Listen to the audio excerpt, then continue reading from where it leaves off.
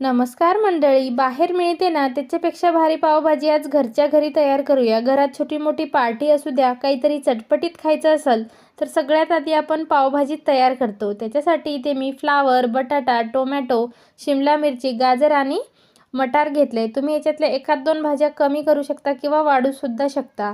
तुमच्याकडे बीटरूट असेल तर बीटरूटसुद्धा नक्की घाला, म्हणजे रंग खूप छान येतो पावभाजीला. मस्त असं गरजेनुसार पाणी घालून कुकरला 3 ते 4 शिट्ट्या करून घ्यायचा. मस्त अशा मऊ भाज्या शिजल्या जातात. पोटॅटो मॅशरनी मस्त अशा मॅश करून घ्यायचं. त्याच्यानंतर गॅसवर कढई ठेवायची. गरजेनुसार तेल घालायचं. बटर जळू नये म्हणून आधी तेल घालायचं आणि नंतर बटर घालून मेल्ट करून घ्यायचं. 1 चमचा जिरं घालून घ्यायचं आणि मस्त असं इथे मी टोमॅटो, शिमला मिरची आणि कांदा चॉपरमध्ये चॉप करून घेतलं आहे.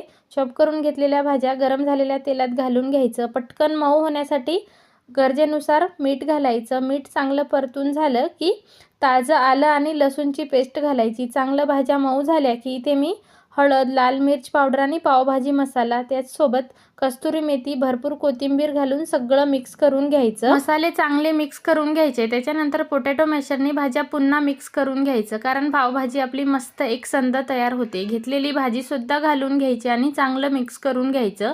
पुन्हा एकदा पोटॅटो मॅशरनी मॅश करायचं, कारण राहिलेल्या भाज्या चांगल्या मॅश होतात आणि पावभाजी मस्त क्रीमी तयार होते.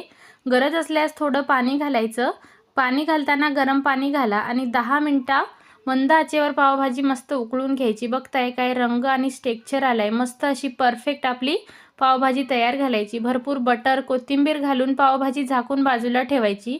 मस्त असा पाव भाजून घ्यायचं भरपूर बटर लावून आणि गरमागरम पावभाजी सर्व करायला घ्यायची. मस्त कांदा सोबत लिंबू, मस्त अशी भरपूर बटर घालून पावभाजी एन्जॉय करायची. पूर्ण व्हिडिओ त्रिकोणवर क्लिक करून नक्की बघा.